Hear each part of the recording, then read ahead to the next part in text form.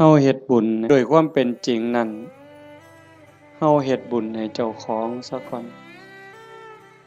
คันมันเป็นไปตามคำสอนพระพุทธเจ้าบุญเกิดขึ้นมีขึ้นตามเหตุผลถ้าเฮ็ดถูกต้องทำถูกต้องตามคำสอนพระพุทธองค์บุญมันเกิดขึ้นมีขึ้นเฮาก็จังสิสามารถอุทิศไปถึงญาติที่ล่วงลับแม้แต่บางเทื่อเฮาอุทิศไปแล้วญาติผู้ล่วงลับก็บ่แน่ใจว่าสิได้นำเฮาหรือบ่ง่ายปานใดเด้เบิ่งดีๆโยมชีวิตเนี่ยเป็นของอัศจรรย์ชีวิตเป็นของมีค่าแต่ว่าเวลาของชีวิตมันน้อยเฮาอยู่ในโลกนี่สัวคู่สัวยามโลกบ่แม่นของเฮาเด้คันเฮาบ่เข้าใจในคำสอนของพระพุทธเจ้าบ่พิจารณาตามความเป็นจริงเฮาก็สิพากันหลงละเริงหลงในยศในตำแหน่งในฐานะความเป็นอยู่ว่าเจ้าของคักว่าเจ้าของประเสริฐดีกว่าเขาคักกว่าเขาอันนี้คือความบ่ฮู้ดอกคนบ่ได้คิดว่าอยากเป็นแต่ว่ากิเลสตัณหาอวิชชามันตัวเฮาก็เลยหลงไปตามมันในเมื่อวันเวลาผ่านไปคือว่ามาว่างั้นน่ะความแก่ก็เพิ่มขึ้นความเฒ่าเพิ่มขึ้นโรคภัยไข้เจ็บก็ใกล้มื้อใกล้เว้นความตายก็ใกล้เข้ามาเฮามาอาศัยโลกสัวคู่สัวยามบ่แม่นบ่อยู่อันถาวรโลกเป็นหม่องมาเยี่ยมมาพัก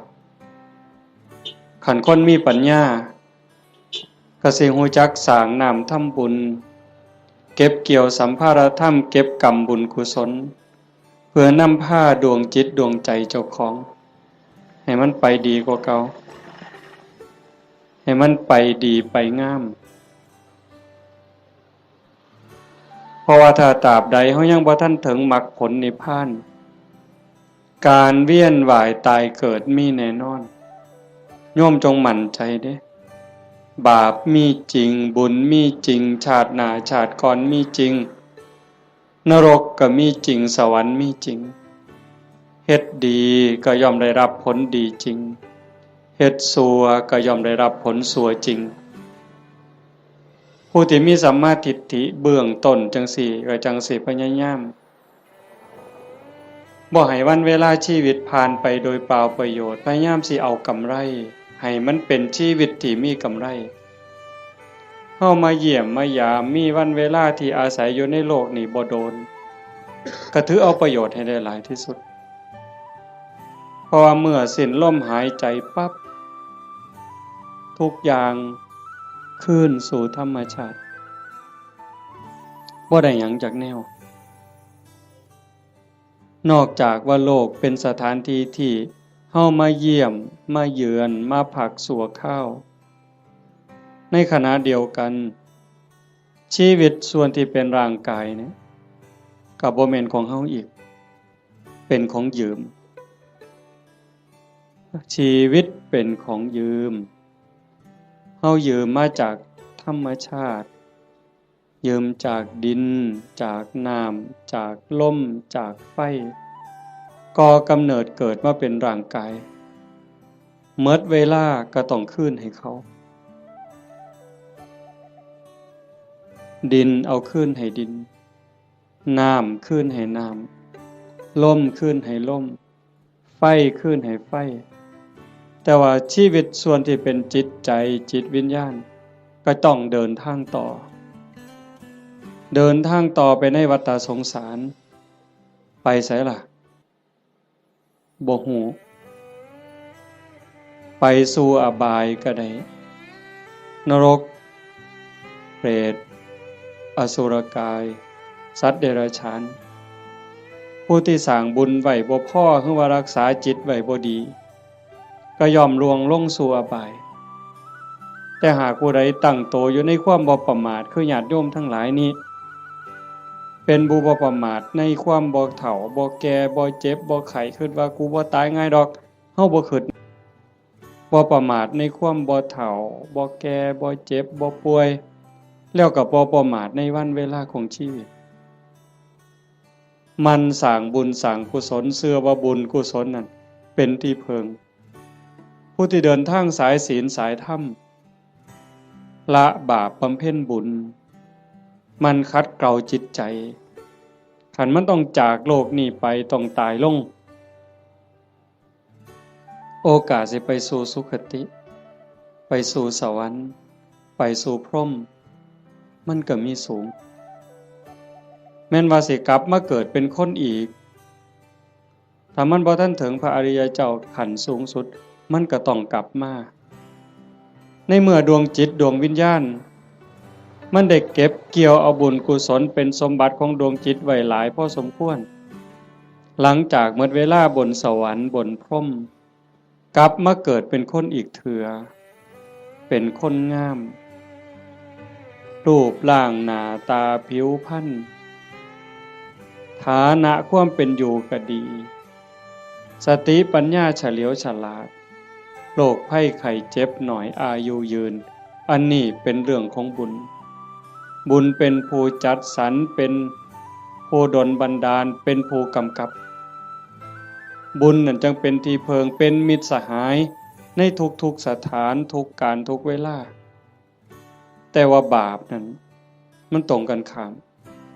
เป็นสิ่งตามหลังตามพรานเป็นสิ่งที่ตามเผาล้นก่อให้เกิดความทุกข์ความเดือดร้อนคือผู้บ่ตั้งใจบ่เชื่อ สร้างบาปสร้างกรรมโดยกายวาจาใจความคิดก็บ่ถูกต้องคำเว้าก็บ่ถูกต้องการกระทำก็บ่ถูกต้องเฮ็ดอันใดก็หวังเอารัดเอาเปรียบผู้อื่นในชีวิตเป็นอยู่นี่ก็หาความสุขบ่พอมีความทุกข์อยู่เรื่อยมีความเดือดร้อนอยู่เรื่อยจากโลกนี้ไปก็ล่วงลงสู่อบายนรกเปรตอสุรกายสัตว์เดรัจฉานกลับมาเกิดเป็นคนอีกเถื่อทุกข์ลังเธอพิการตั้งแต่ในท้องตาบอดแน่หูหนวกแต่เกิดจังสิแข้งบ่ล่าขาบ่เกิงมือบ่ครบเป็นแนวใดโยมบ่าพิกลพิการทั้งร่างกายแล้วเกิดในตระกูลที่ยากจนขี้ร้ายพร้อมพิการพร้อมจนพร้อมโรคภัยไข้เจ็บหลายพ่อแต่แนวบ่ดีเดือดร้อนบ่จบบ่สิ้นอันนี้ก็คือบาปเป็นผู้กำกับบาปเป็นผู้แสดงเป็นผู้กำกับการแสดงแล้วก็ส่งผลก่อให้เกิดความทุกข์ความเดือดร้อนผู้บ่ประมาททั้งหลายก็จังพยายามขนขวายในการสร้างบุญแต่มาจังว่าอนุโมทนาสาธุกับญาติโยมโดยเฉพาะเจ้าภาพ จริงๆกับเจ้าภาพทุกคนเจ้าภาพทุกคนที่มาร่วมกันในมื้อนี้เฮาตั้งใจสิเฮ็ดบุญกุศลอุทิศไปถึงโยมพ่อใหญ่ตาโยมแม่ใหญ่พุทธอุทิศแปลว่าให้เฮ็ดบุญหวังสิส่งไปฮอดโยมแม่ใหญ่ตาโยมพ่อใหญ่พุทธบุญรัตน์อันนี้ก็คือเจตนาอันนี้คือความหวังตั้งใจของญาติโยมทุกคนแต่ว่ามันสิเป็นไปดังใจบ่อาตมาเว้าค้างไว้ตั้งแต่ตอนต้นๆลังเถื่อเฮาคิดจังหนึ่งคิดจากได้จังสี่แต่มันก็บ่แม่นคือใจเฮาคิดหมดคันคือใจเฮาคิดหมดเฮาก็คือสิเป็นเศรษฐีกันสู่คนบ่มีผู้ใดอยากทุกข์จากคนบ่มีผู้ใดอยากขี้ร้ายตั้งแต่เลขบ่ทันซื้อก็หวังว่าสิถูกอยู่บ่ต้องเว้าถึงซื้อแล้วเด้นี่อันนั้นคือความหวังถูกเลข3โตวก็บ่เอาสำเร็จผู้ลางคนนี่อยากถูกฮอดรางวัลที่1บุญซื้อลอตเตอรี่ครับแต่มันเป็นคือคิดบ่ล่ะตั้งแต่ของอยู่ในโลกนี่เห็นกันอยู่เว้ากันอยู่มันก็ยังบ่แม่น อันนี้สิเฮ็ดบุญให้ผู้ตายนี่ห้วยไกลแห้งไกลความคิดชาโนดโสนีพราหมณ์นั่นเพิ่นเป็นคนเฮ็ดบุญอยู่บ่อยๆแล้วก็อุทิศบุญหาญาติไปกราบทูลถามพระพุทธเจ้า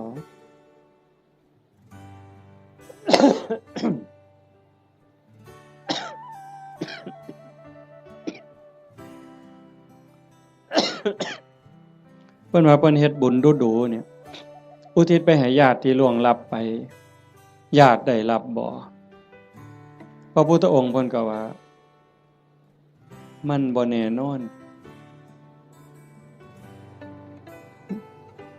ดูก่อนพราหมณ์มันแล้วแต่ฐานะคำว่าแล้วแต่ฐานะคือผู้ที่จากไปนั่นเขาไปไส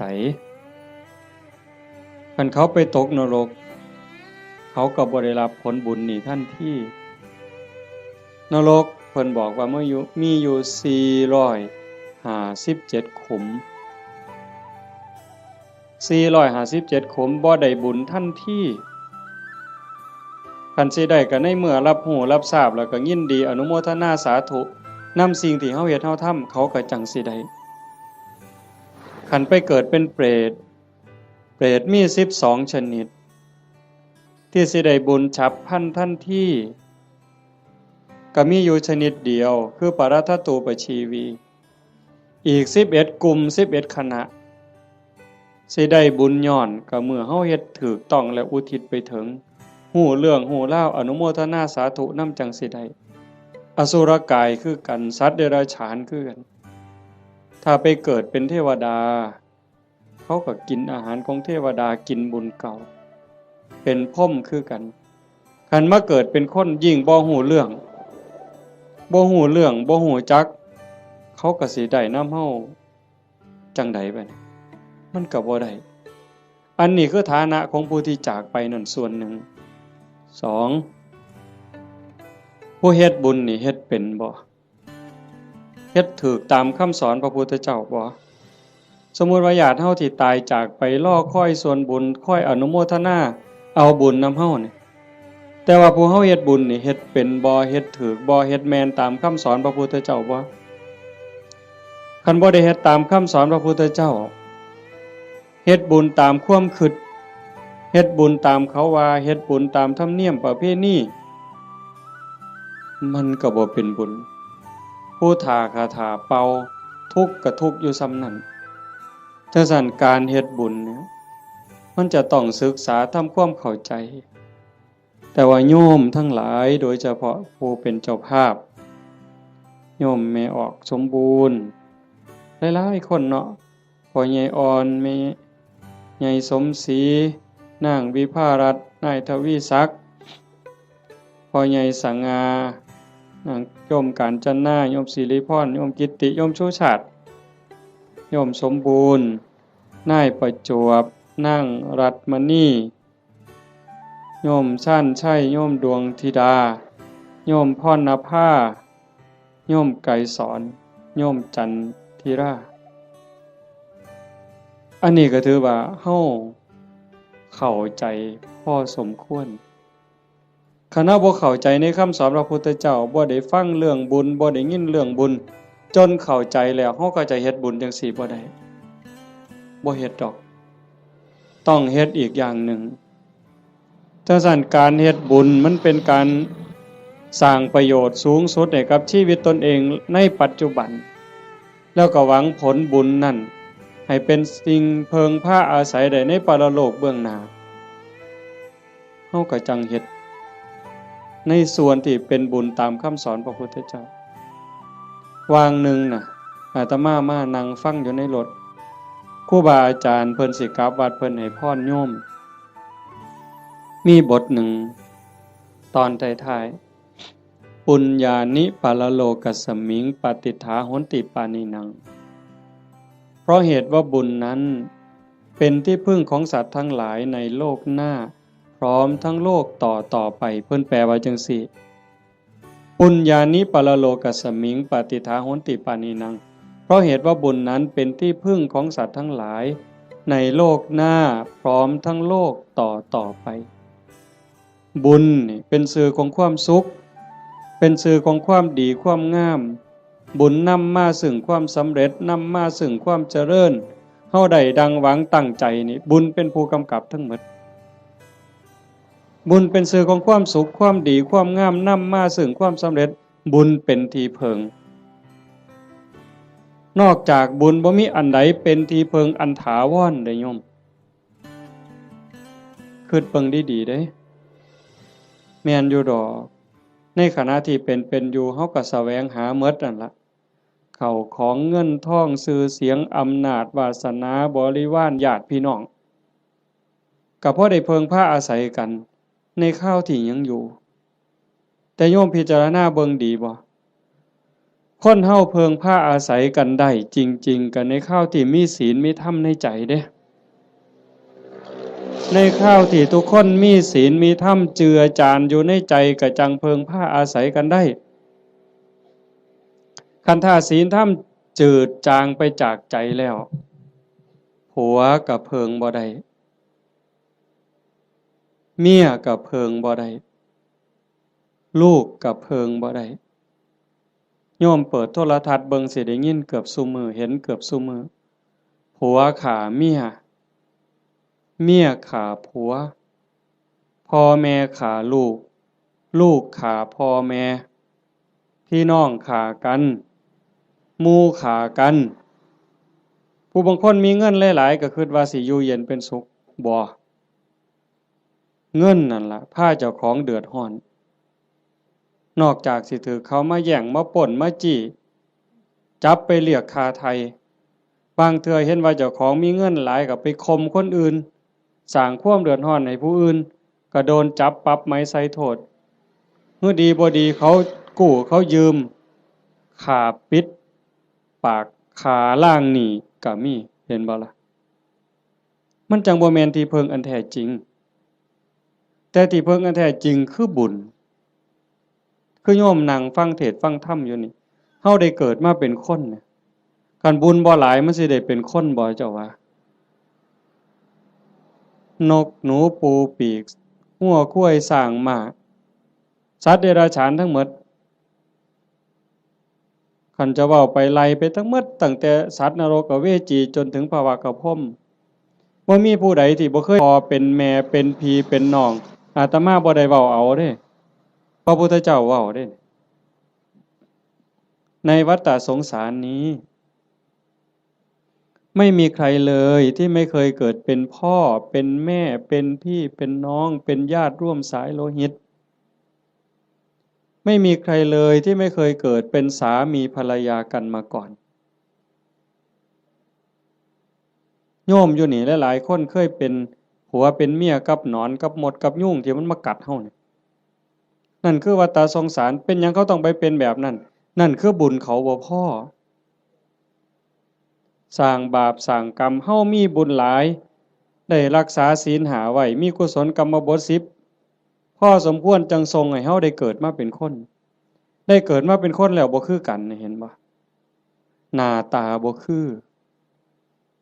ฐานะบ่คือสติปัญญาบ่คืออุปนิสัยใจคอบ่คือกันคนเดียวกันนี่โยมเคยสังเกตเบิ่งเจ้าของบ่ลางเทื่อหูสองข้างบ่คือกันเด้แต่ละคนตาสองข้างบ่คือกันเด้สังเกตเบิ่งเด้อหมู่พวกคนเฮาที่รู้จักกันตาสองข้างบ่คือกันลางเทื่อดังเนี่ยปีกจมูกเนี่ยบ่คือกันเด้นิ้วมือนิ้วตีนคนเดียวกันก็บ่คือกันมือข้างซ้ายเป็นจังหนึงข้างขวาเป็นจังหนึงเป็นหยังก็เป็นจังซั่นคันให้พระเจ้ามาออกแบบเอา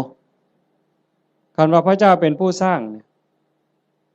คันพระเจ้าเป็นผู้สร้างอาตมาว่าคนสิคือกันหลายเติบอยู่เด้เราสิขี้คร้านเฮ็ดแบบพิมพ์เนาะก็สิเฮ็ดพิมพ์มาคือรอพระพุทธรูปนี่เทเขามันก็สิคือกันหมดนะแต่มันบ่แม่นจังซั่นคนสิดีสิงามสิเฉลียวฉลาดสิโง่สิเป็นอะไรก็แล้วแต่ก็ขึ้นอยู่กับกรรมแปลว่าการกระท การกระทำของตนเองที่ถึงพร้อมโดยเจตนาบ่ว่าสิกระทำทั้งกายทั้งวาจาทั้งใจถ้าคิดดีทำดีเฮ็ดดีเนี่ยเป็นกรรมดีก็ย่อมได้รับผลดีเฮ็ดบ่ดีทำบ่ดีเป็นกรรมบ่ดีก็ต้องได้รับผลบ่ดีในเมื่อมันเป็นจังซั่นพระพุทธเจ้าเพิ่นจึงบอกว่าบุญนั่นเป็นที่เพิงโยมทั้งหลายก็อยากได้บุญโยมไม่ออกผู้เป็นเจ้าภาพญาติโยมทุกคนมาร่วมฟังเทศน์ฟังธรรมมาร่วมบุญร่วมงานมาเพาะมาโม่นั่นก็คือเฮาอยากได้บุญแต่ว่าการเฮ็ดบุญนั่นเฮ็ดจังได๋มันจังสิได้หลายขึ้นกว่าเก่าปู่ย่าตายายเพิ่นบอกว่าเฮ็ดบุญกฐินมันได้บุญหลายโยมก็ตั้งอกตั้งใจอยากเฮ็ดบุญกฐินในชีวิตหนึ่งให้มันได้เป็นเจ้าภาพทอดกฐินมันสิได้บุญหลายอาตมาก็ว่าเป็นไปได้ถ้าเฮ็ดเป็นเด้ถ้าเฮ็ดบ่เป็นมันก็บ่เกิดบุญคำโบราณเพิ่นว่ามีกฐินบูดกฐินเน่ากฐินเศร้าหมองอีหยังเพิ่นว่าจังซี่แต่คันเฮ็ดเป็นบัดมันก็งดงามเป็นที่เพิงพาอาศัยได้ในชีวิตนี้ในชีวิตหน้าบ่จบบ่สิ้นเพิ่นจังให้เฮาศึกษาทำความเข้าใจเรื่องบุญปุญญะเมวะโสสิกขยะอายตัตถังสุขินทริยังทานันจะสมจาริยันจะเมตตาจิตตัญจะภาวเยเอเตธัมเมภาวยิตตวาตโยสุขังสมุทัยเยอภยาปัจฉังสุขังโลกังบันติโตอุปปัชชติถ้าบุคคลใดปรารถนาบุญอันเลิศพึงศึกษาทำความเข้าใจเรื่องบุญนั้นให้ดีๆจงเลือกทำบุญชนิดที่มีความสุขเป็นกำไรโยมฟังเข้าใจบ่เนี่ยถ้าบุคคลใดปรารถนาบุญอันเลิศจงศึกษาทำความเข้าใจเรื่องบุญนั้นให้ดีๆจงเลือกทำบุญชนิดที่มีความสุขเป็นกำไรคำว่าบุญอันเลิศคือบุญประเสริฐดีงามประเสริฐเลิศเลิศก็แสดงว่าต้องมีสิ่งที่ตรงกันข้ามนั่นคือบุญกระจอกบุญกระจอกบุญบ่พอสิได้ประโยชน์ไปเหย้าก็เอิ้นว่าบุญคือกันอยู่บุญกระจอกเป็นบุญชนิดที่มีความทุกข์เป็นกำไรเป็นบุญนอกคำสอนพระพุทธเจ้าเป็นบุญคิดเอาเป็นบุญตามเขาว่าเอิ้นชื่อว่าบุญคือกันบุญแข่งเหือเห็นบ่เป็นบุญบ่อนใดล่ะหมู่เจ้าว่าบุญบั้งไฟจังสิเอาเป็นบุญบ่อนใดเอาเฮาก็เอิ้นว่าบุญอยู่เด้นี่บุญบั้งไฟตั้งแต่ไปเตรียมทานนี่ก็เท่าใดเคิกเวลาเท่าใดหมดเงินหมดทองเท่าใดผัวเมียผิดกันเท่าใดหมดให้หมดหน้าไปเท่าใดได้ปาลูกปาผัวปาเมียเท่าใดนั่นบ่บุญตายเท่าใดพิการเท่าใดนั่นคือบุญบ่นะนี่บุญตามเขาว่าบุญแข่งเหือคือกันนั่นคือบุญกระจอกอาจสิลงทุนเป็นล้านผู้ว่าราชการจังหวัดมาเป็นประธานเปิดพุ่นได้เฮ็ดบักอย่างใหญ่นี่นั่นคันระดับจังหวัดก็ยังแต่คักหลายกว่าเก่าดีบ่ดีก็ฆ่ากันตายในงานนั้นอันนั้นคือบุญกระจอกอาจสิลงทุนเป็นร้อยล้านพันล้านก็ได้แต่บ่แม่นที่เพิงบ่ได้เป็นสมบัติของจิตของใจหยังเลยบุญตามเขาว่าบุญตามประเพณีอีกอย่างหนึ่งขันบุญในบ้านในชุมชนจังซี่แต่อาตมาเป็นเด็กน้อยคือบวชมาใหม่ๆก็ยังได้มีซุมื้อก็ยังเหลืออยู่แต่ก็น้อยลงในบางจุดพอเฮาเว้าดูชี้แจงดูอย่างว่าบ่มีเหล้าบ่มียาบ่เป็นบุญดอกบ่ฆ่าหมูบ่ฆ่างัวบ่ฆ่าควายสู้กันกินนี่บ่เป็นบุญดอกบ่มีหมอร้องหมอลำบ่แม่นบุญดอกอันบุญจังสั่นเป็นบุญตามเขาว่าเป็นบุญกระจอกนอกพุทธศาสนาบุญชนิดนั้นมีความทุกข์เป็นกำไรมีความทุกข์เป็นกำไรมีความทุกข์เดือดร้อนตามมาบ่จบง่ายบ่สิ้นง่ายแถวตำบลดอนแลดเนี่ยอาตมาก็เชื่อว่าโยมเคยเห็นปีกายอาตมาเทศน์ทั้งฟังนั่นอันนั้นเฮงแต่หมดหลายอยู่ด้วยก่อตอง หมอลำครูหมู่ฮ้อข้าวต้มมวยแม่นบ่มื้องานจังซี่นี่หมอลำ300,000ก็ว่าเอาบุญบักคักเด้อเอาก็ได้ไปก็แล้วแต่ว่าบุญที่พระพุทธเจ้าสอนมันเป็นบุญชนิดที่มีความสุขเป็นกำไรอาจสิบ่ต้องลงทุนพอสลึงก็ได้บัดมันมีหยังแหน่บุญที่พระพุทธเจ้าสอนเป็นบุญในเขตพุทธศาสนาเป็นบุญสงบเย็นแล้วก็มีความสุขเป็นกำไรทานันจะท่านคือการให้การแบ่งการปันโยมให้ออกสมบูรณ์ต้อนรับพี่ในป่าพ่อลุงหน้าบ่าวหน้าสาวลูกเต่าเล่าหลานมาเพาะมะโม่บุญตั้งแต่น้ำเป่าๆน้ำดื่มธรรมดาแก้วหนึ่งต้อนรับกันโยมไม่ออกสมบูรณ์ก็สบายใจเห็นบ่ไหว้กันต้อนรับกันทักทายปราศัยเว้ากันดีๆซ้ำนี่ก็เป็นบุญบุญคือความสุขฟังให้ดีเด้บุญคือความสุขความอิ่มใจความเบิกบานใจแล้วบุญนั้นไม่มีโทษบ่แม่นม่วนซื่อๆเด้ต้องบ่มีโทษบ่มีภัยนำในโลกนี้ในโลกหน้าเก็บดอกไม้น่ะมาแต่ข้างหัวใส่พานยกใส่หัวบูชาพระรัตนตรัยความอิ่มใจก็เกิดนั่นบ่ต้องเสียหยังหลายยิ่งคือตอนเพลเฮาได้ถวายเพลยกสำรับกับเขาถวายครูบาอาจารย์ได้ไหว้พระได้รับศีลคันเข้าใจตั้งใจดีๆเกิดความสุขเกิดความอิ่มใจตรงนี้คันญาติพี่น้องเพิ่นอยู่ในฐานะที่สิได้เพิ่นก็ได้คันเฮาเฮ็ดถูกเฮ็ดแม่นนี่เพิ่นต้องได้คันเฮ็ดบ่ถูกบ่แม่นหมด100ล้านพันล้านก็บ่เป็นบุญบ่ได้นำจังว่าทานันจะ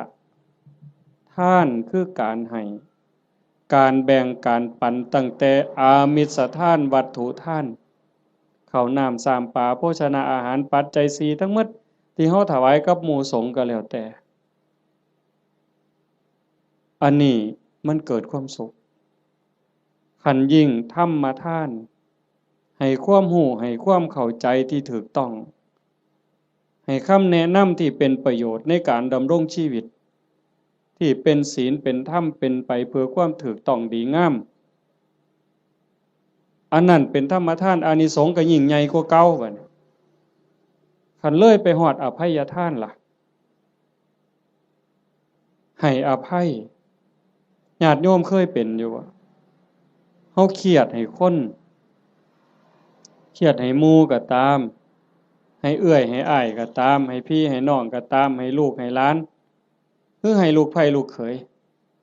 เฮาเครียดเฮาขมกักไว้ในใจนี่มันทุกข์มันอุกมันอังแต่คันเฮารู้จักให้อภัยปั๊บอโหสิปั๊บมันก็คือกับบงหนองบงเสียนเคยตำมือตำตีนตำแข้งตำขาก็เอาซ้ำมือนี่ล่ะไปเสียนไม้ไผ่น้ำขอบเตียงขอบหยังมันเตรียมตำมือเข้ามานี่มันก็บ่พอล้มพอตายแต่มันนั่นเดียดเดียดเดียดอยู่เรื่อยบัดเฮาตัดสินใจบงออกเคลียเอาหนามนั่นออกเอาเสียนนั่นออกปั๊บโล่งการให้อภัยก็เป็นจังซั่นฝีจังซี่โยมเคยเป็นฝีบ่แต่ต่อมาเป็นเด็กน้อยฝีอยู่ก้นอยู่กับโพกโยมไม่ออกเพิ่นกีบักเขียบแหงกับเปลือกบักงิ้วกีจนมันใหม่ดำๆเอามาผสมกับปูนเขี้ยวหมากเอามาแปะมันดูดจูดจูดจูดปวดแต่มันคือยับออกปืดปืดปืดปืดบ่โดนหัวฝีหลุดปกออกมาเศร้าเจ็บเศร้าปวดทันทีนั่นคือท่านเด้นี่อามิสทานก็มีประโยชน์บ่น้อยอานิสงส์บ่น้อย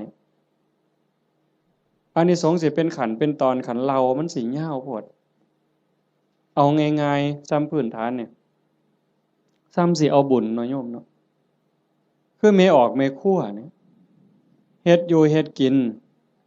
คือมาจังซี่ล่ะโจมปลาเขาพระน้ำสู้กันกินแล้วบัดกินแล้วสิเอาถ้วยเอาซ้ำไปล้าง คันแม่ครัวเข้าใจจักน้อยสิเอาบุญเนี่ยเศษอาหารนี่เคลียร์ลงขยะแล้วมีแต่คราบไขมันคราบน้ำแกงเอียงต่างๆที่มันติดอยู่กับถ้วยกับจานแม่ครัวเอาน้ำเทใส่แล้วก็มือลูบในแก้วในถ้วยในจานนั่นแล้วก็คิดในใจก่อนสิเทน้ำลงดินโอ้ยน้ำเศษอาหารรสชาติอาหารติดอยู่กับน้ำนี่เทลงไปในดินให้สัตว์อาศัยในดินมันได้กินเด้อพวกขี้ไก่ดักไก่เดือนไก่มันได้กินแล้วไก่มันอยู่ดีมีแห้งสุขกายสุขใจเด้อแล้วเทลงไปปุ๊บซ้ำนั่นพระพุทธเจ้าว่าเป็นบุญที่นับประมาณไม่ได้แค่นี้เด้อโยมเพราะท่านได้เป็นหยังย้อนได้นี่เป็นบุญหลายจนนับประมาณบ่ได้ซ้ำเฮานับบ่ได้แล้วว่าฝนตกเนี่ยมันจักเม็ดแม่น้ำมูลแม่น้ำโขงแม่น้ำเจ้าพระยาคือน้ำในทะเลนี่เฮานับบ่ได้ว่ามันจักซ่อนจักแก้วจักขวดจักลิตรจักแองจักโองเฮาบ่สามารถจะนับได้เพียงแค่เฮาเทน้ำล้างถ้วยล้างจานลงในดินแต่เจตนาให้พวกเชื้อโรคพวกขี้ไก่เดือนให้มันได้กินซ้ำนี่ก็บุญมหาศาลพระพุทธเจ้าเพิ่นก็ยังไล่ขึ้นมาจากสัตว์เดรัจฉาน100 เทื่อพันเทื่อก็บ่สู้ให้คนขี้เมาคนบ่มีศีลบ่มีธรรมตีหัวหมาด่าแม่คนคันให้พวกนี้เทื่อเดียวก็ได้หลายกว่าให้สัตว์เดรัจฉาน100 เทื่อพันเทื่อให้คนบ่มีศีลบ่มีธรรมจังซั่น100 เทื่อพันเทื่อก็บ่ได้บุญหลายเท่าให้โยมผู้มีศีล5 เทื่อเดียวเพราะว่าคนมีศีลมีธรรมมันสิเฮ็ดโลกนี่สงบร่มเย็นแล้วก็เป็นประโยชน์นำกันอีกให้คนผู้มีศีล500 เทื่อพันเทื่อก็บ่ได้บุญหลายเท่าให้ผู้มีศีล8พ่อใหญ่แม่ใหญ่เฮาไปจำศีลอยู่วัดในมื้อวันพระวันศีลหรือมีงานปฏิบัติธรรมไปนุ่งขาวห่มขาวนั่นแหละเป็นเนื้อหน้าบุญผู้ศีล5บริสุทธิ์100 เทื่อพันเทื่อก็บ่ได้บุญหลายเท่าให้ผู้มีศีล8เทื่อเดียวให้ผู้มีศีล8 100 เทื่อพันเทื่อก็บ่ได้บุญหลายเท่ากับให้เน้นน้อยผู้เดียวได้บัดนี้เน้นน้อยศีล10เด้ให้เน้นน้อยศีล10 100 เทื่อพันเทื่อก็บ่ได้บุญหลายเท่ากับให้พระภิกษุศีล227เทื่อเดียวให้ผู้พระภิกษุเนี่ยศีล227 100 เทื่อพันเทื่อก็บ่เกิดบุญหลายเท่ากับให้นักบวชนอกศาสนาที่เขาฝึกฝนอบรมบ่มจิตบ่มใจจนคมราคะความรู้สึกระหว่างเพศขาดสะบั้นลงแล้วไล่ขึ้นมาอีกเป็นเก่าชั้น10ชั้นบนบ่ไล่ดอกจนฮอดพระพุทธเจ้าจนฮอดสงฆ์ที่มีพระพุทธเจ้าเป็นประธานอานิสงส์ก็หลายขึ้นให้กับคณะสงฆ์ที่มีพระพุทธเจ้าเป็นประธาน100 เทื่อพันเทื่อก็บ่ได้บุญหลายเท่ากับสร้างวิหารกันแดดกันฝนกันลมสร้างวิหาร100 หลังพันหลังก็บ่ได้บุญหลายเท่ากับให้ธรรมะเห็นบ่บัดนี้ตัวนี้บ่เสียหยังแล้วเด้บัดบ่สู้ให้ธรรมะเป็นทานให้ความรู้ให้ความเข้าใจอย่างว่าให้ธรรมะเป็นทานก็ได้บุญได้กุศลมาอยู่ได้บุญได้เกิดความร่ำรวยได้เกิดความงามความดีแต่ว่าบางเทื่อมันก็ยังแบกศาลานั่นกูก็สร้างกุฏินี่ก็สร้างโบสถ์ก็สร้างกฐินก็เฮ็ดซุปีคันบ่มีกูนี่บ่ว่าทีเดียวเลยบัดนี้เป็นจังได๋บัดดีบ่หลวงพ่ออย่าเว้ายากเด้บ่เฮ็ดกฐินให้เด้เป็นจังได๋บัดบ่มาก็ได้เด้วัดนี่นั่นครูพระแล้วนั่นเพิ่นว่าเพิ่นคักซั่นเด้จังต้องมาที่อภัยทานรู้จักให้ธรรมะรู้จักให้อภัยคือจิตทำจิตให้ว่างทำจิตให้เป็นอิสระผลมันก็มีอานิสงส์ต่างกันหลายขึ้นสูงขึ้นอันนี้คือทานเด้อันที่1ทานันจะสมัจจริยันจะบุญชนิดที่มีความสุขเป็นกำไรสม่ำเสมอควบคุมอากัปกิริยาคำปากคำเว้าให้เป็นไปโดยสงบเสงี่ยมอันนั้นคือศีลสำรวมวาจาใจให้เรียบร้อยศีลนี่จังมีอานิสงส์หลายเพราะว่าของมาทานลักมากก็ได้โกงมากก็ได้ปล้นมากก็ได้ฆ่ามากก็ได้บุญหลายแต่ แต่มันอาจสิบ่บริสุทธิ์เห็นบ่ศีลมันเป็นอุบายออกจากการเบียดเบียนตนเองก็บ่เดือดร้อนคันมีศีลเด้คนอื่นก็บ่เดือดร้อนเป็นหยังโยมก็เข้าใจอยู่ศีลข้อที่หนึ่งเจตนาเป็นเครื่องงดเว้นจากการทำสัตว์ที่มีชีวิตให้ตกร่วงบ่เว้าถึงขาเลยแม้แต่เบียดเบียนเขาหักแข้งหักขาหักปีกเขาก็บ่เฮ็ดให้เขาพากพ่อพากแม่พากลูกก็บ่เฮ็ดมันเป็นทุกข์มันเดือดร้อนคันเฮามีศีลข้อที่หนึ่งโลกทั้งใบก็สงบบ่มีผู้ใดย้านไผสิทำอันตรายสองทรัพย์ที่ดินที่ดอนเงินทองแก้วแหวนของผู้ใดผู้ใดก็หักของผู้ใดก็แพงเขาก็คือเฮาเฮาก็คือเขาชีวิตและทรัพย์สินกันว่าข้อที่หนึ่งอีกหน่อยเนี่ยร่างกายอย่าว่าแต่มาเข็นมาขาเถาะทุบตีก็บ่เอาไปเอามานี่ไม่ออกพอออกเคยเป็นบ่หมอสิฉีดยาป้องกันโรคป้องกันภัยเขาสิฉีดวัคซีนบ่ให้เฮาเจ็บเฮาป่วยบางเทื่อก็เจ็บบ่ให้เขาฉีดตั้งแต่ไปโรงเรียนนี่ครับว่าหมอสิฉีดยามื้ออื่นนี่ห้วยข่อยไข้ลดแล้วข่อยบ่ไปแล้วเห็นบ่นั่นคือชีวิตเขาก็คือเฮาคือเขาทรัพย์สินสมบัติคือกันข้อ3ลูกหลานผัวเมียพี่สาวพี่ชายน้องสาวน้องชายผู้ใดก็คือกันผู้ใดก็ฮักผู้ใดก็หวงญาติพี่น้องของเจ้าของสามีภรรยาลูกหลานเจ้าของคันเฮาเห็นอกเห็นใจกันจังซี่คันบ่ได้แต่งการแต่งงานบ่แม่นว่าเฮาฟังคือตื้นๆเข้าใจกันเพิ่นๆว่าศีลข้อที่3นี่ไม่ให้ล่วงเกินสามีภรรยาคนอื่นจริงๆบ่แม่นแต่ผัวเขาเมียเขาเด้ลูกหลานพี่สาวพี่ชายน้องสาวน้องชายคันบ่ทันได้เข้าพิธีแต่งงานสมรสพ่อแม่เขาบ่ทันอนุญาตเฮาไปล่วงเกินเขาก็ผิดศีลข้อนี้หมดข้อ2เจตนาเป็นเครื่องงดเว้นจากการถือเอาสิ่งของที่เจ้าของเขาไม่ได้ให้สิยักยอกสิปล้นเอาลักเอาว่าห้ามลักเดี๋ยวปล้นเอาซะดอกมันสิว่าก็บ่แม่น4เจตนาเป็นเครื่องงดเว้นจากการพูดเท็จเฮาก็บ่อยากให้ไผตัวเฮาบ่อยากให้ผู้ใดมาเว้าให้เฮาผิดอกผิดใจบริวารหรือว่าองค์ประกอบที่จะเฮ็ดให้มันผิดให้มันเศร้าหมองนี่นอกจากโกหกแล้วก็ยังมีเว้าส่อเสียดยุยงให้แตกร้าวสามัคคียุให้ผู้นั้นผิดกับผู้นี้เว้าเพ้อเจ้อไร้สาระหาแก่นสารบ่ได้เว้าคำหยาบคำห้ายคำด่าที่ฟังแล้วเฮ็ดให้ทุกข์ใจเจ็บใจอันนี้ก็ต้องงดเว้นอันนี้เป็นศีลเนี่ยเจตนาเป็นเครื่องงดเว้นจากการดื่มเสพเครื่องดองของเมาเฮาก็สิคิดว่าแต่บ่กินเหล้าอย่างเดียวบ่ให้กินเหล้ายาม่าสูบได้บ่กัญชาเฮโรอีนได้บ่จริงๆเพิ่นมีทั้งสุราทั้งเมลัยทั้งของเมาต่างๆคันเฮาไปเสพไปสูบทั้งอมทั้งดมทั้งเคี้ยวเฮ็ดให้ขาดสติสัมปชัญญะบางเทื่อเป็นบ้าอย่างมันคลั่งยาบ้าจับแม่เจ้าของปาดคอพ่อเจ้าของปาดคอมันดีบ่นใดบัดคันเฮาเฮ็ดได้จังซี่มันก็เป็นเครื่องคุ้มครองบ่เบียดเบียนตนเองบ่เบียดเบียนผู้อื่นความเดือดร้อนก็บ่ต้องเกิดขึ้นในโลกในสังคมอันนี้คือบุญชนิดที่มีความสุขเป็นกำไรที่พุทธเจ้าเพิ่นสอนข้อที่2 3เมตตาจิตตัญจภาวะเยสร้างความหักความแพงความเมตตาความหวังดีต่อกันให้มันหลายขึ้นให้มันเจริญขึ้น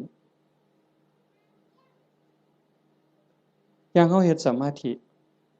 เบิ่งญาติโยมหลายๆคนท่าทางนี่เฮาเป็นคนวัดคนว่าจำศีลภาวนาไปปฏิบัติธรรมนำครูบาอาจารย์บนหันบนนี้สังเกตเบิ่งบ่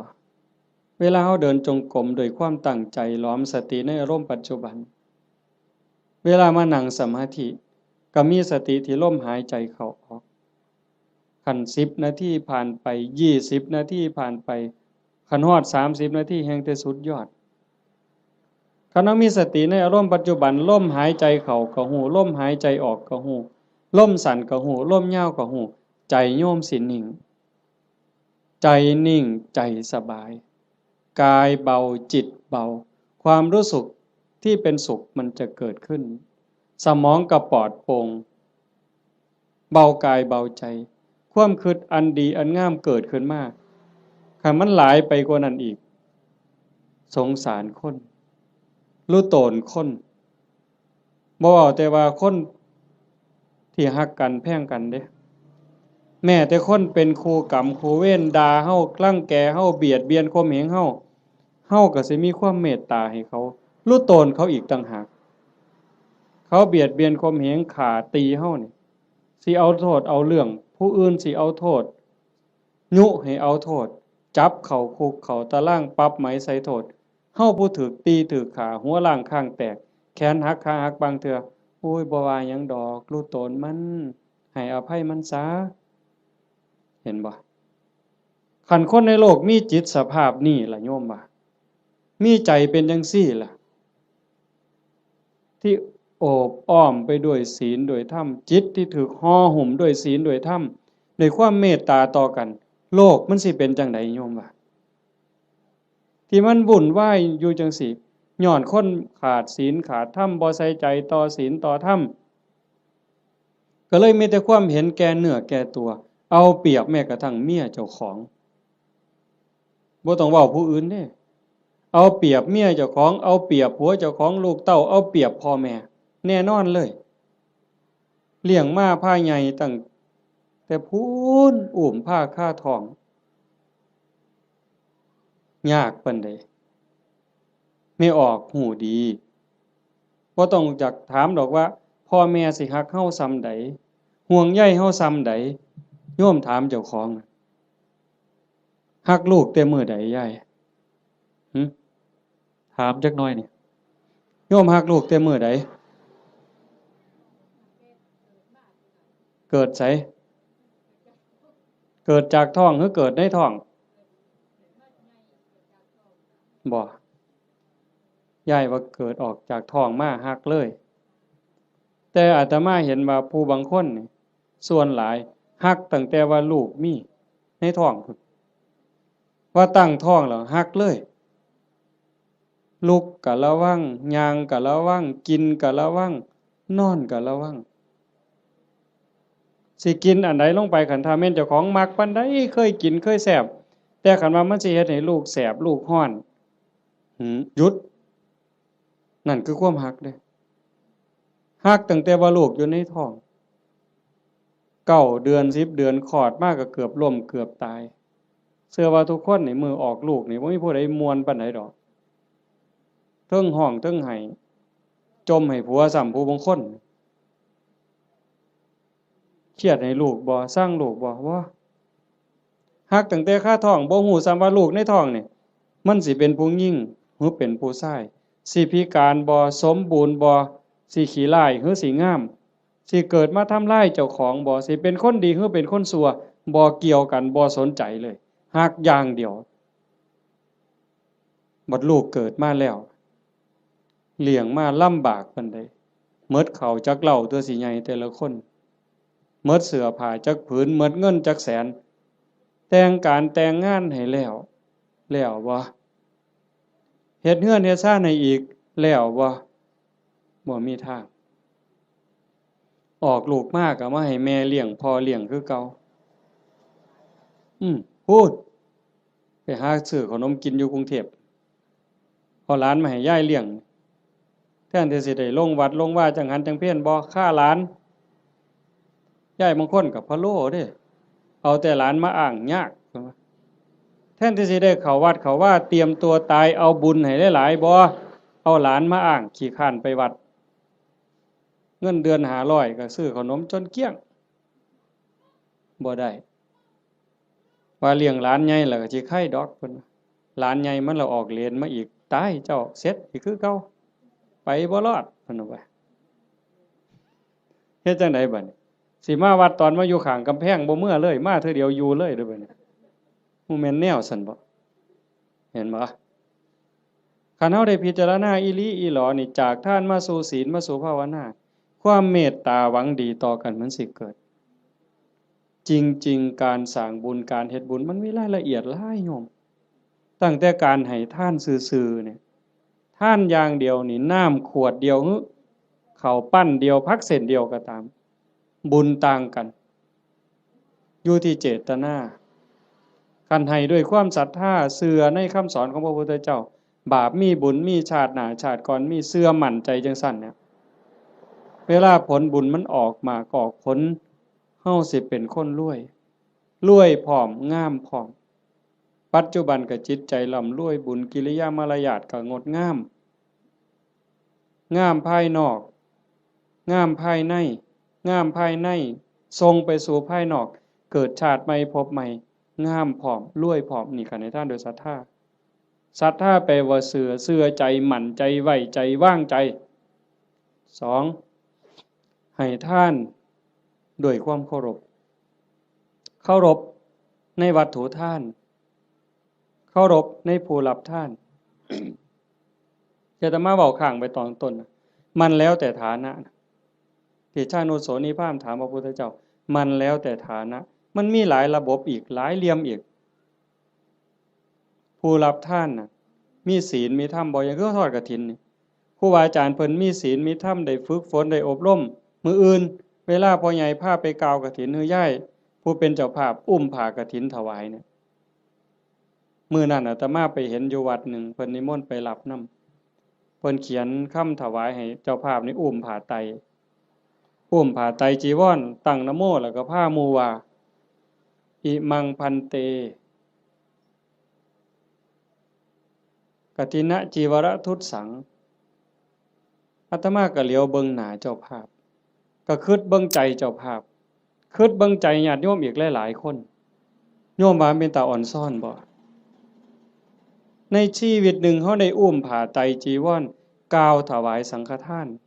ถวายผ้ากฐินว่าเป็นบุญใหญ่เป็นบุญสุดยอด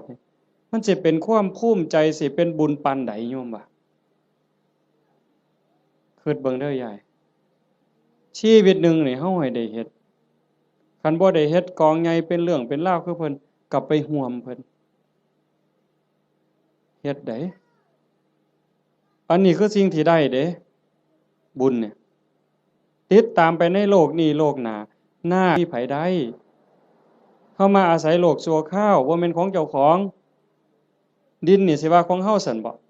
หน้านี่สิว่าซื้อเจ้าของในโฉนดสิภูมิใจซั่นบ่มันสิภูมิใจจักมื้อจักหน่อยเขาก็เปลี่ยนเป็นชื่อผู้อื่นล่ะเฮ้ยอยู่ในทะเบียนบ้านมันจะสิ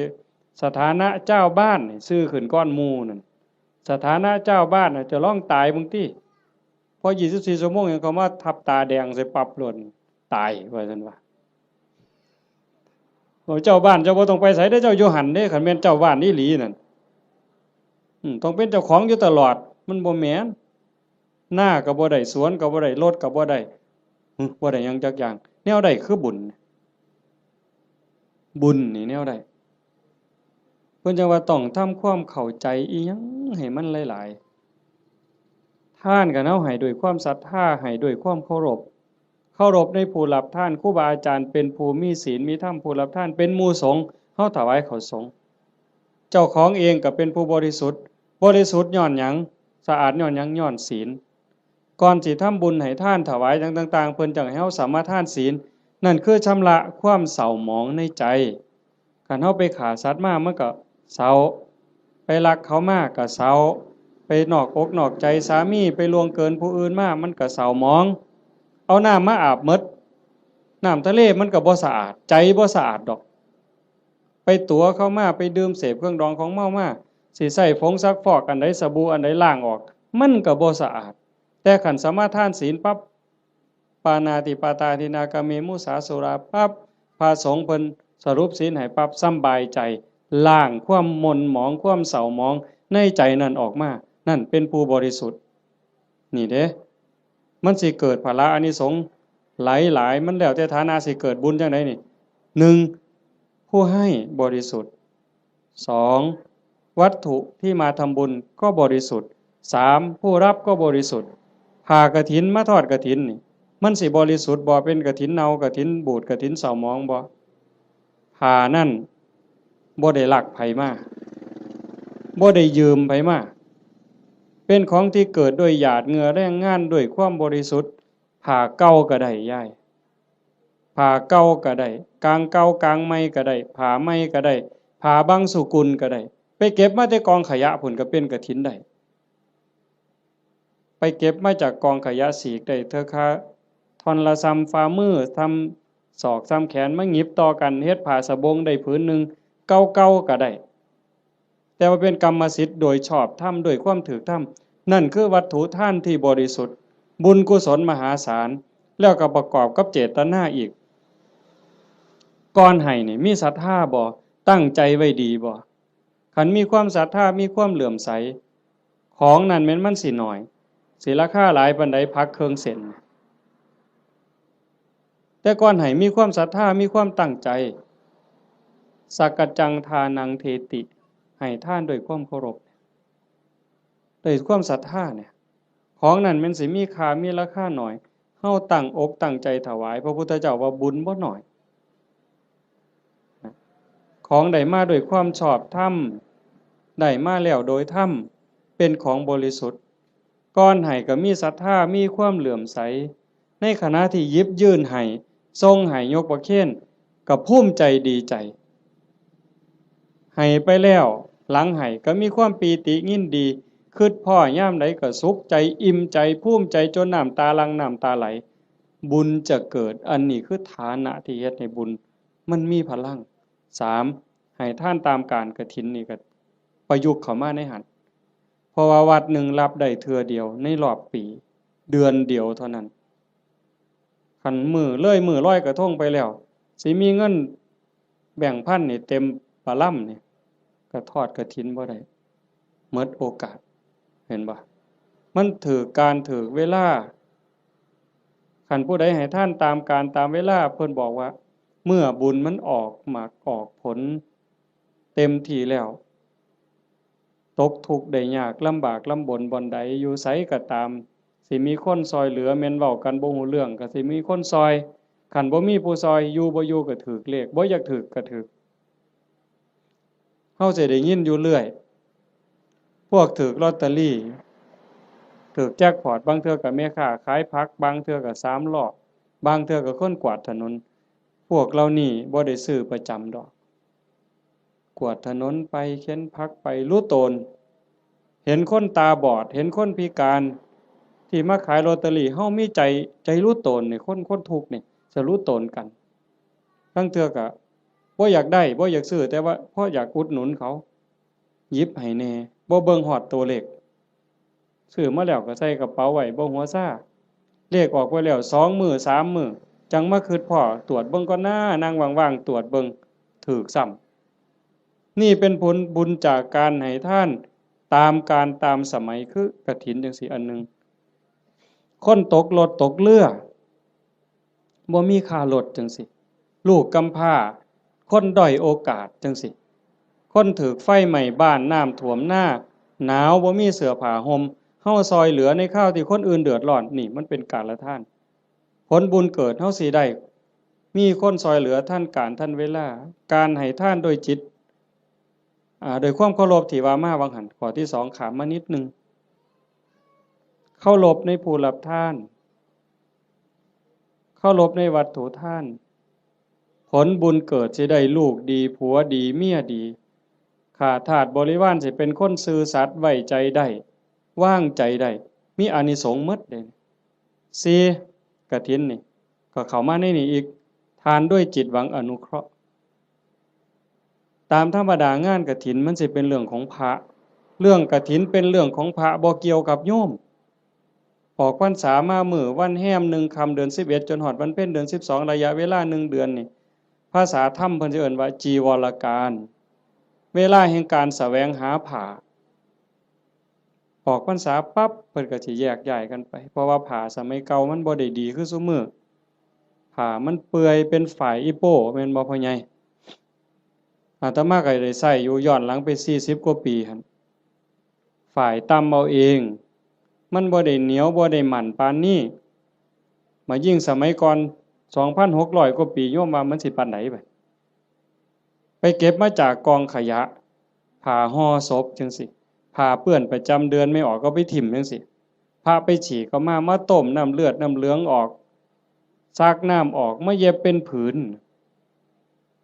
แต่บัดมื้อนี้ย่ายผู้เป็นเจ้าภาพพร้อมลูกพร้อมหลานเขียนหนังสือว่าสั่นก็ถือพานดอกไม้ไปกราบหลวงพ่อเจ้าอาวาสหลวงปู่หลวงตาครูบาอาจารย์บ่ต้องลำบากเด้อบ่ต้องกังวลเด้อเรื่องกฐินปีนี้ข้าน้อยสิพาลูกพาหลานพาพี่พาน้องเฮ็ดถวายดอกเด้อให้ครูบาอาจารย์สบายใจเด้ศึกษาธรรมะปฏิบัติธรรมะมาบอกมาสอนพวกผู้ค้านี่คือการให้ท่านด้วยจิตหวังอนุเคราะห์นั่งเมื่อให้ท่านด้วยจิตหวังอนุเคราะห์จังสี่ผลบุญมันเกิดในเมื่อผลบุญเกิดขึ้นมาปั๊บเพิ่นบอกว่าเฮาสิได้ใส่ได้สอยแต่สิ่งดีสิ่งงามของเหลือเลือกเขาก็เป็นของดีเขาเลือกไปหมดแล้วเหลือไว้อันเดียวเฮาเอามาใส่ก็สิเป็นของดีมีคุณภาพมีความคงทนอันนี้บุญได้เป็นผู้เอาให้บ่มีพระเจ้าทั้งใดโดนบันดาลบ่มีพระพรหมทั้งใดลิขิตแต่ว่าผลบุญผลกรรมของแต่ละคนที่ตนเองสร้างตนเองเฮ็ดมันสิส่งผลเองนี่ให้ท่านโดยจิตหวังอนุเคราะห์กฐินก็ในหันจังว่ามันเป็นบุญหลายให้ท่านโดยการบ่เบียดเบียนตนเองบ่เบียดเบียนผู้อื่นก็คือในงานนี่บ่เห็นเหล้าเฮาบ่เบียดเบียนเขาโดยเอาเหล้ามาเกลือเขามันดีซั่นบ่คันด้วยความเข้าใจด้วยความมักก็สิว่ามันดีแต่เว้าด้วยความเป็นจริงโยมก็คิดเบิ่งบัดคันว่ามันดีเลี้ยงเหล้ามันดีนี่ลูกเฮาน้อยๆเอาเหล้ากอกมันเบิ่งสมมุติไปเล่นในบ้านผู้เฒ่าจับเอาเหล้ากอกหลานเฮานี่ยายสิว่าจังได๋ยามผัวเมาเหล้านี่สำบายใจบ่ไปนั่งกินอยู่นั่นก็เคิกเวลาเฮ็ดหน้าแล้วอันนั้นบ่ทันเมาได้แต่นั่งกินอยู่นั่นก็บ่แห้งแล้วเธอเมาล้มป่องงองนอนคาบหญ้าหมาเลียปากอยู่หั่นบัดลูกก็อยากอายคนเมียก็อยากอายคนเคิกเวียกไปอีกเป็นมื้อดีบ่ดีทะเลาะวิวาทตีกันหัวล้างข้างแตกขึ้นโรงขึ้นศาลอีกหวยแขนหักขาขาดพิกลพิการลูกกำพร้าเต็มบ้านเต็มเมืองนี่ย้อนเหล้ายังสิว่าดีอยู่อำเภอรัตนะนี่บ่ปานใดดอกเนาะไก่สุรินทร์จักหน่อยคนสุรินทร์ไม่กินสุรายังว่าหมาสุรินทร์เสยอยู่เว้ยแต่ว่าสมือมันเปลี่ยนแล้วเนาะไปอยู่ศรีสะเกษแทนแล้วบัดนี้อันนั้นก็บ่ยอมแพ้คือกันในทั้งนั้นก็ได้แต่ว่าเฮานี่มันพัฒนามาแล้วโยมเห็นบ่มันบ่ดีเฮาก็จังทำบุญโดยการบ่เบียดเบียนคันเฮาทำบุญด้วยการไม่เบียดเบียนนี่พระพุทธเจ้าเพิ่นบอกว่าเมื่ออานิสงส์เกิดผลบุญมันทรงเต็มที่เฮามีดินมีดอนมีไหมีหน้าเฮือนซ่านบ้านซองทรัพย์สินสมบัติโจรลักบ่ได้ไฟบ่ไหม้ของเฮาลมบ่พัดของเฮาให้เสียหายเห็นบ่เพิ่นจังว่าเฮ็ดบุญกฐินมันได้บุญหลายมันก็แม่นกันเฮ็ดเป็นบ่เป็นก็จอดคือกันลงทุนเป็นแสนเป็นล้านก็ลองเบิ่งที่ล่ะกันเฮ็ดแบบว่าน่ะนี่ขาหมูขางัวสั้นขาสังลางไว้นี่ผู้ใดมาก็ปาดก้อยซกเล็กอยู่กับนี่รถเอาลองเบิ่งเราก็เอารถมาจอดไว้นี่อยากกินเท่าใดก็กินนี่มันจะบ่ตีกันหัวล้างข้างแตกอยู่นี่เจ้าภาพสิไปอยู่ไสล่ะเจ้าว่ากินบ่อิ่มด่าเจ้าภาพอีกเมามาหากใส่เจ้าภาพเสร็จอีกลองเบิ่งเป็นบุญบ่ใดบัดนี้บ่มีแต่ว่าคันแนวนี้แม่ป้าพ่อลุงแม่ใหญ่จักมาแต่ไสนี่มานั่งฟังเทศน์ฟังธรรมนำกันด้วยความสงบงามอันนี้มันเกิดบุญมื้อนี้จะเว้าเรื่องกฐินจักนิดนึงแต่ว่ามันจะได้บุญหลายแนวใดเขาเบิ่งเอาแต่ซ้ำสายตาเฮาเห็นคันเป็นบุญอย่างอื่นบุญแจกข้าวบุญอัฏฐาซื่อๆโยมก็บ่เฮ็ดคักปานนี้อันนี้เตรียมการโดนเป็นแห้มเดือนแห้มปีตั้งต่อเพราะว่าเฮาเชื่อว่ามันเป็นบุญ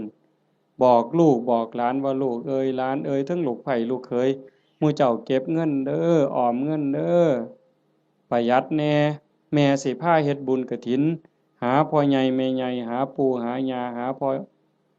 ผู้มีพระคุณในวงตระกูลเฮาอย่าสะเอาแต่สองนี่เด้ตลอดฮอดเจ้ากรรมนายเวร บ่เคยหูจักนั่นคือพวกเรานั้นเพิ่นอาจจะรอคอยรับบุญรับกุศลที่โยมเฮ็ดอยู่เฮาจะบ่ขี้ทีแฮ่งให้แฮ่งได้อย่าไปเว้าเด้มันเรื่อยๆอยู่แม้แต่อยู่วัดครูบาเขารายการจังซี่หรือไปเทศน์บางหม่องยังมีอยู่ในความคิดจังซี่ว่าคันอุทิศไปให้ผู้อื่นมันสิบ่หมดบ่เพิ่นย้านบุญเพิ่นหมดเฮ็ดแล้วต้องเอาผู้เดียวคันกรวดน้ำอุทิศไปมันสิหมดบ่เพิ่นย้านบุญหมดจริงๆมันบ่หมดยิ่งให้ยิ่งได้ยิ่งให้ยิ่งหลายเฮาเบิ่งคือเฮาเตรียมกฐินผูกผ้าเตรียมอาสงฆ์เฮ็ดฝาเฮ็ดผ้าข้างหลังเฮ็ดสายลุงหาบักกล้วยบักอ้อยบักพร้าวตั้งอีหยังขึ้นมาไม่กวดหามากกกล้วยกกอ้อยหามากองกฐินนี่มันยิ่งใหญ่ความตั้งอกตั้งใจจังซี่มันก็ก่อให้เกิดบุญพอเฮาเฮ็ดด้วยศรัทธาเฮ็ดด้วยความเคารพเฮ็ดด้วยความตั้งใจนี่อานิสงส์มันหลายแล้วก็อีกอย่างหนึ่งหลังจากเฮานอกจากเฮาจะเฮ็ดด้วยความตั้งอกตั้งใจด้วยความศรัทธาแล้วประโยชน์มันเกิดกับพระพอประโยชน์เกิดกับพระที่เอิ้นว่าอานิสงส์เกิดกับพระแล้วมันก็ยังย้อนมาใส่โยมแม้แต่เฮาบ่เฮ็ดจังซี่อ่าอานิสงส์ที่มันเกิดจากการเป็นคนดีมีศีลมีธรรมที่เฮาเฮ็ดอยู่ประจำพระพุทธองค์เพิ่นก็บอกว่ามันมีอยู่4อย่างอันนั้นคือสากลสิใส่บาตรหน้าบ้านหน้าเรือนซอยเหลืองานสาธารณะจังซี่งานวัดงานโรงเรียนงานตำรวจงานอนามัยเฮาไปซอยด้วยความตั้งใจด้วยความจริงใจ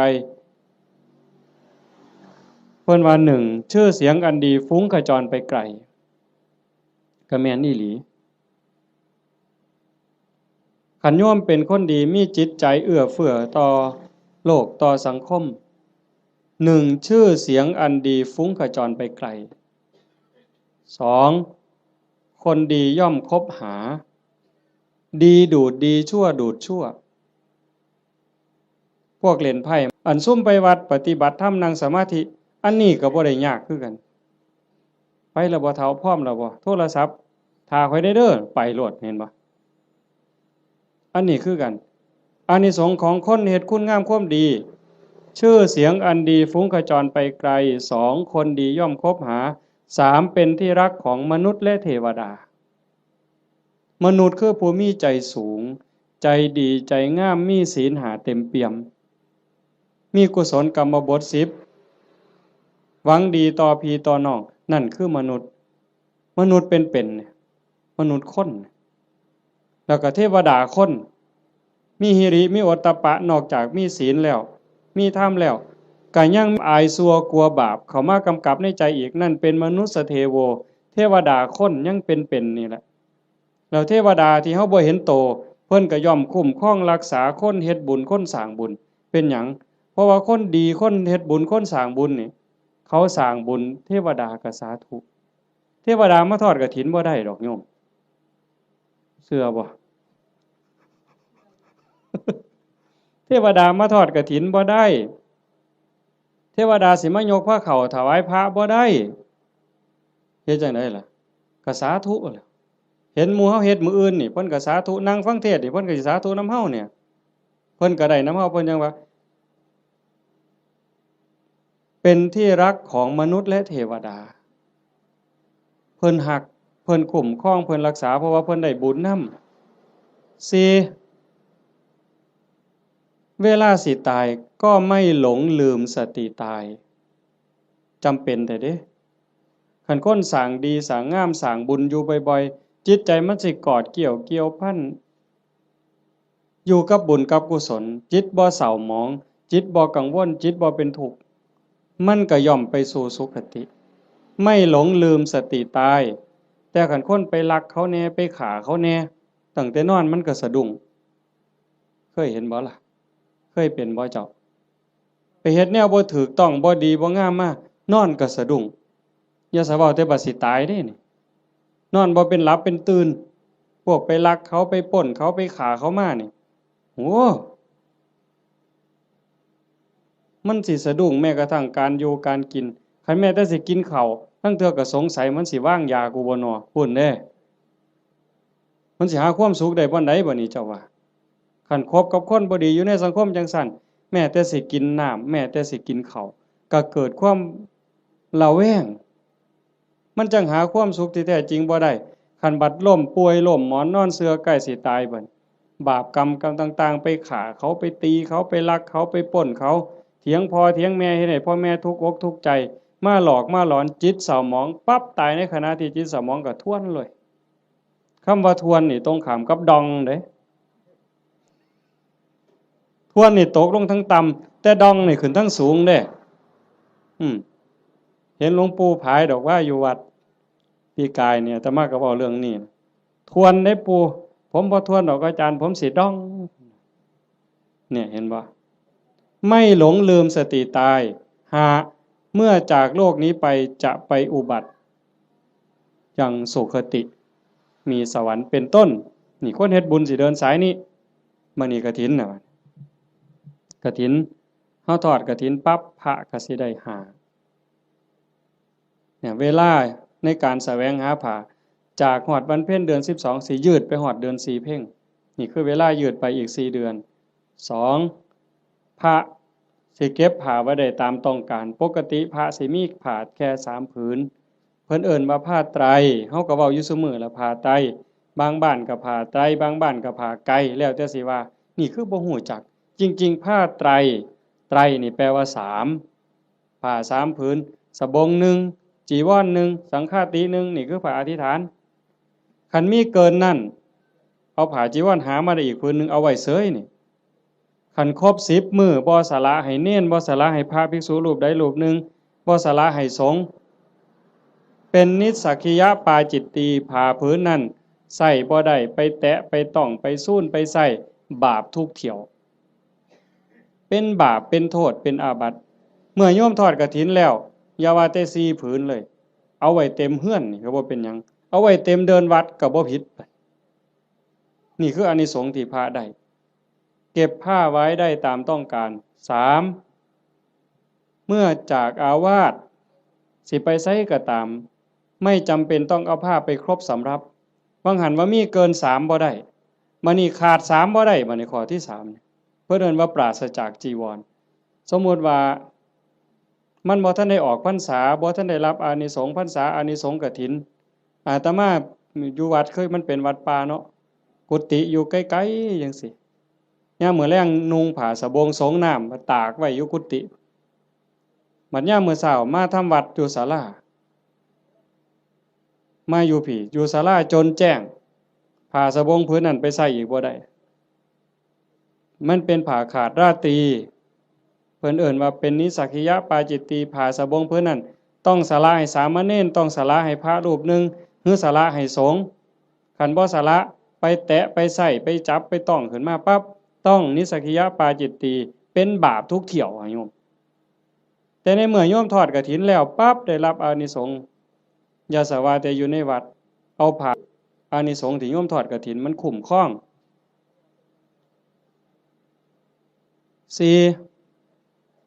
ฉันคณะฉันเป็นวงได้ฉันปรัมประฉันดูได้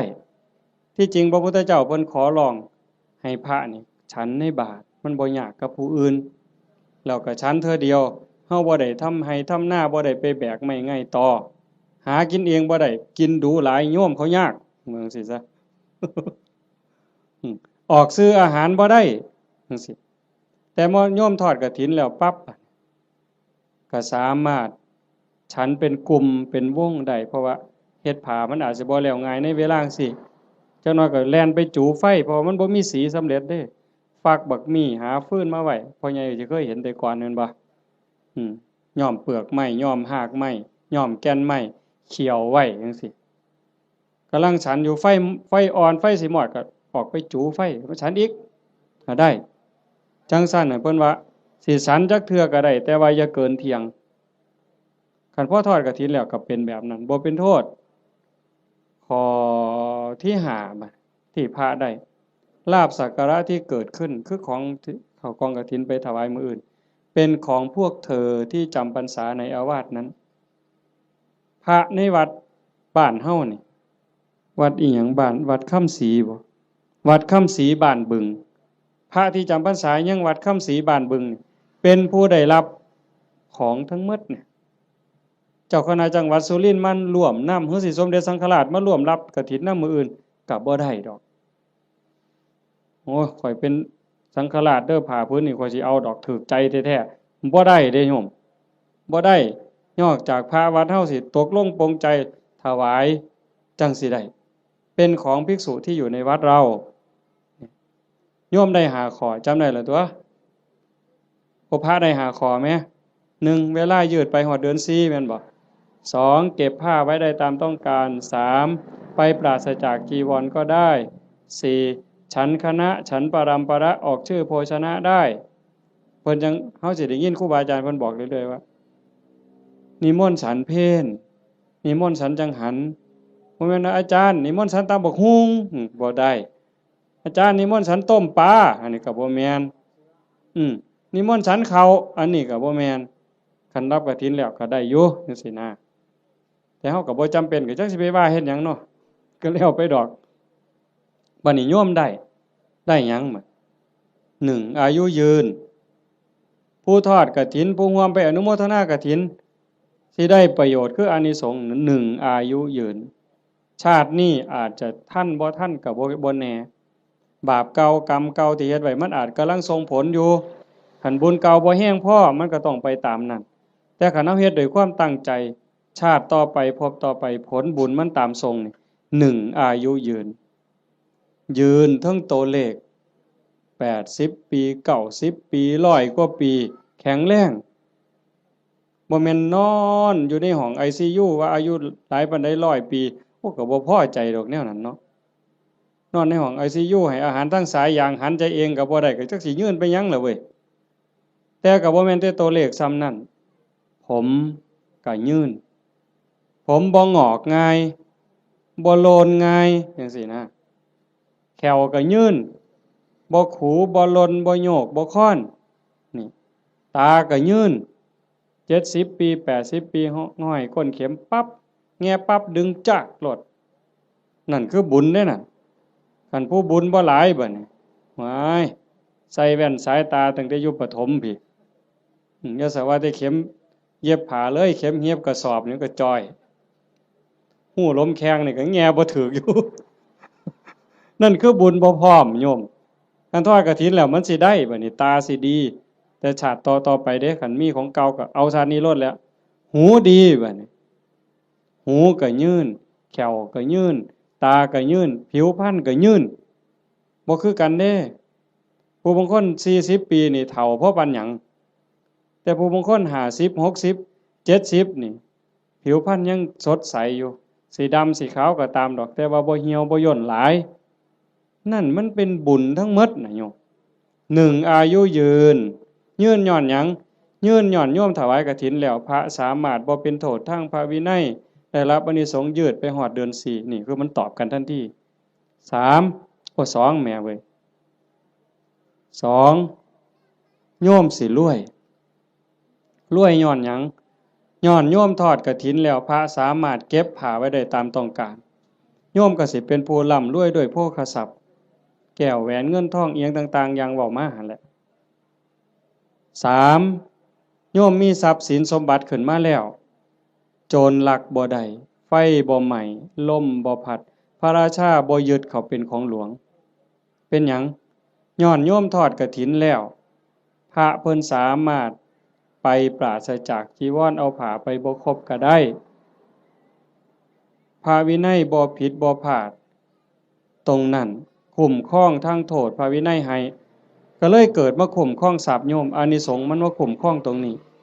โยมถวายกฐินแล้วพระรับผ้าไว้ได้ตามต้องการก็เฮ็ดให้โยมรวย4โยมทอดกฐินปั๊บพระฉันเป็นวงได้ฉันปรัมประออกสื่อโภชนาได้โยมสิได้รับอานิสงส์บ่ต้องศาสตราบ่ต้องอาวุธบ่กินของแสลงบ่ต้องยาพิษแม้กระทั่งเขาเจ้าว่างยาใส่ยาเฮาก็สิปลอดภัยพุ่นเด้บ่ผิดกระบูนเป็นโรคภัยเจ็บไข้ได้ป่วยสิบ่เป็นกินของแสลงบ่ผิดโรค จากอาหารการกินเหล่านั้นอันนี้คืออานิสงส์จากการได้ทอดกฐินข้อที่สี่ข้อที่ห้าคันเฮาเกิดมาเป็นผู้หญิงชาติต่อไปพบต่อไปสิงามหน้าตาดีผิวพรรณดีสุยิ่งข้อที่ห้านี่อานิสงส์ข้อที่ห้าสิงามคันเกิดเป็นผู้ชายชาติใดชาติหนึ่งคันได้เกิดพร้อมพระพุทธเจ้าสมัยที่มีพระพุทธเจ้ายังทรงมีพระชนมายุอยู่